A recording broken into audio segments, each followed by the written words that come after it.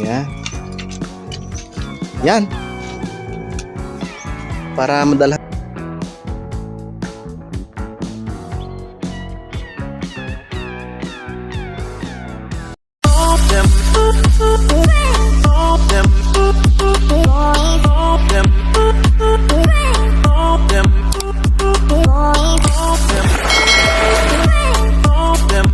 Good morning mga kayumot. Ngayon ay araw ng Sabado at ngayong araw ay kukuha kami ng pantanim na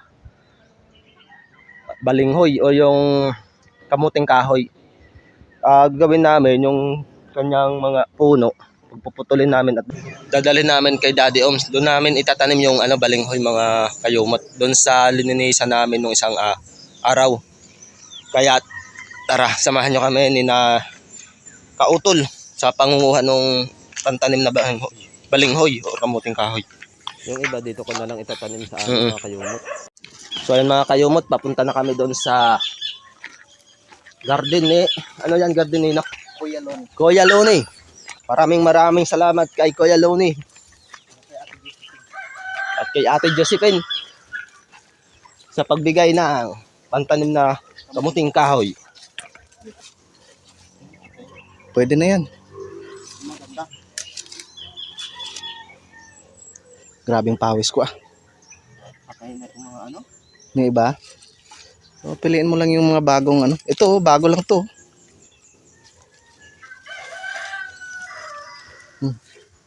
Para tayo makapagtanim din. Maganda kasi talaga pag may sariling tanim, di ba? Yan. Yan. Para madalhan rin natin ang Daddy Oms. Dapat kasi pag ganito na, pagkatapos kunin, linalagay sa malilim. Oh, para hindi siya mamatay. Yan. Siguradong buhay na yan. Lamihan natin. Kasi dadalhan natin ang dadalhan natin sa Daddy Oms.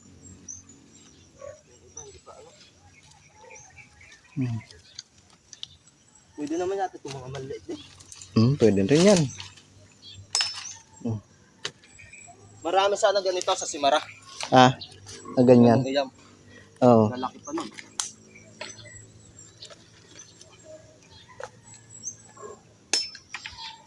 Ito, yung sariwa lang yan dyan, sa dulo. Sige. Maghanap ako dito. Pangit naman, dalhin natin, baka mamatay na doon. Kay Daddy Oms?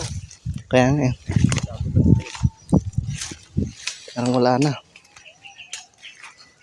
Ito. Sariwa pa.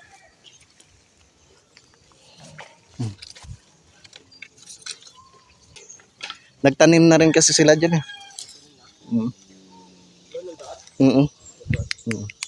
Balinghoy doon? Nagtanim na sila Kuya Loni dyan. Ang laki ng puno nito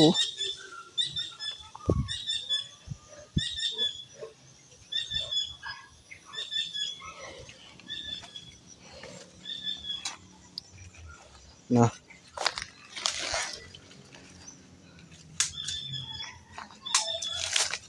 Wala na. Yeah. Malalaki.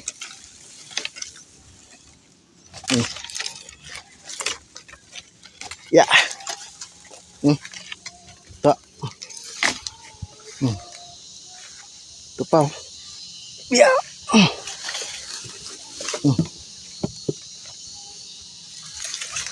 Isa. Dalawa. Yan. Doon kila Daddy parang wala silang kasi. Walang ganito? Dami na daw. Doon natin puputulin sa baba. Na.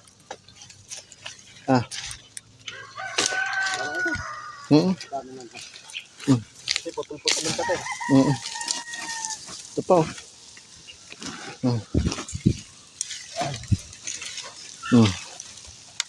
Doon lang.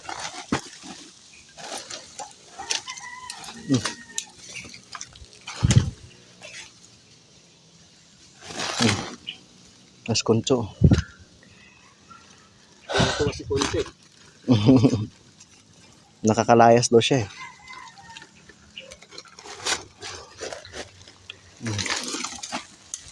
Na ano na rin kasi yung iba.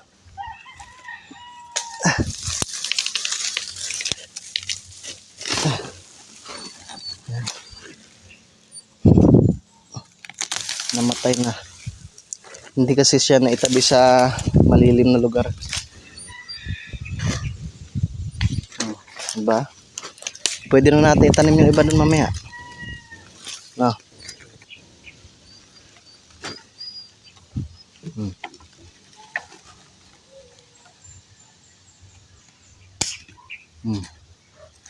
Tuwang-tuwang daddy dyan. Oh.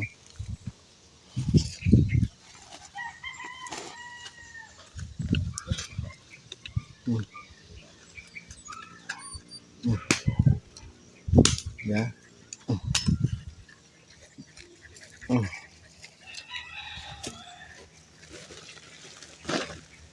Ito yata oh.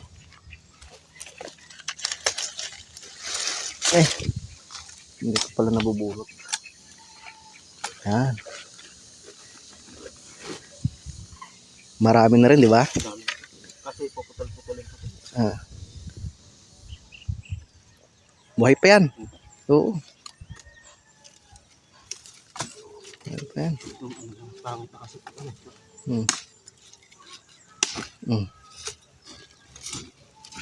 Yan.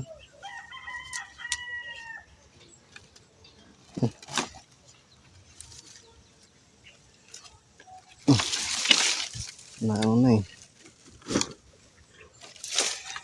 Natuyo na. Yan. Hop.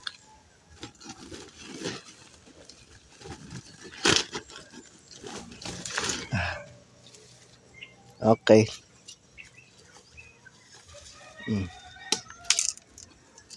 Ilang puno lang. Yan. Grabe yung pawis ko ah. Okay. Dami na yan. Pag naputol yan, marami yan ano. Okay. Ganun din pala yung magtanim sila dito. Oo. Binabaon. Pahiga. Dito kasi maraming laman. At saka yung patayo na parang ginagawang bakod. Marami rin yan. Mas maganda talaga yung nakahiga. Ano? Kasi yung mga ugat-ugat yun. Kasi yung laman ng alin, parang ugat lang yan din eh. Malaki. Yan. Tama. Halos isang dangkal lang mga kayumot yung haba. No, yung kay Daddy Oms kuya. Putol-putulin na rin. Lahat na. Putulin na rin. Para meron rin tayong harvest dun kay Daddy sa sunod. Hindi naman gaanong alagain yung kamuting kahoy eh. Di ba? Kahit pabayaan, okay na.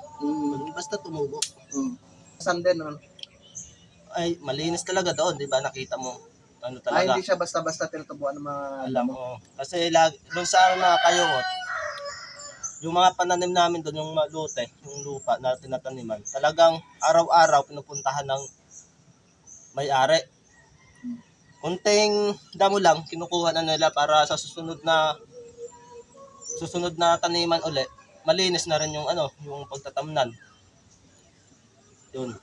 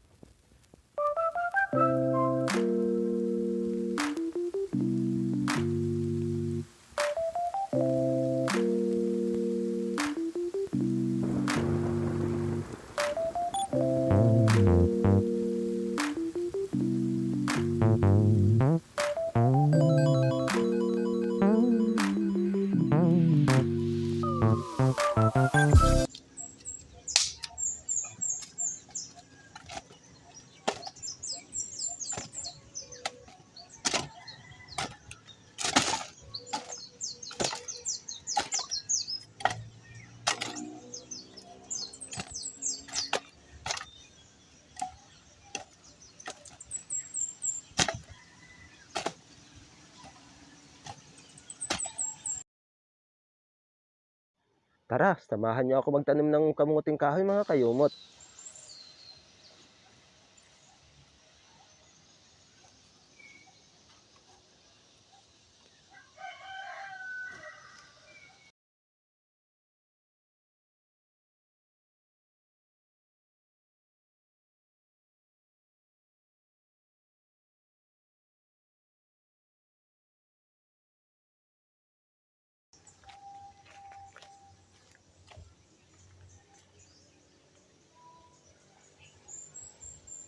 Ganito rin ba kayo magtanim ng kamuting kahoy mga kayumot?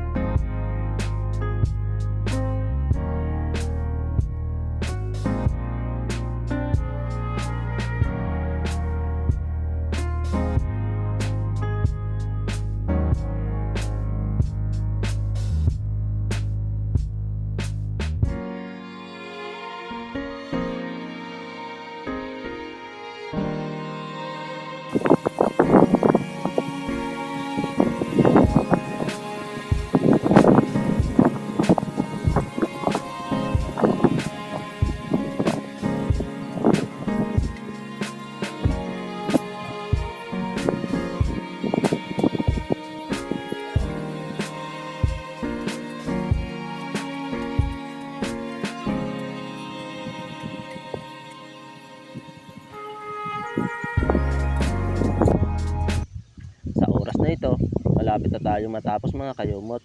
Kaya napakasaya sa pakiramdam na matatapos ko ang isang araw na may nagawa.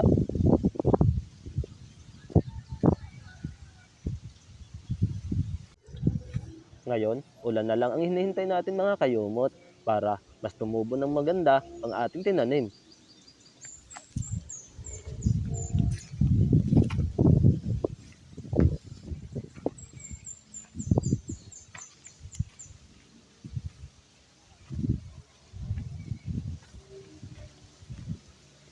Ayun na nga, natapos na natin yung ating nagawa ngayong araw. Kaya nagpapasalamat ako sa inyo na natapos nyo ang video nito hanggang sa dulo.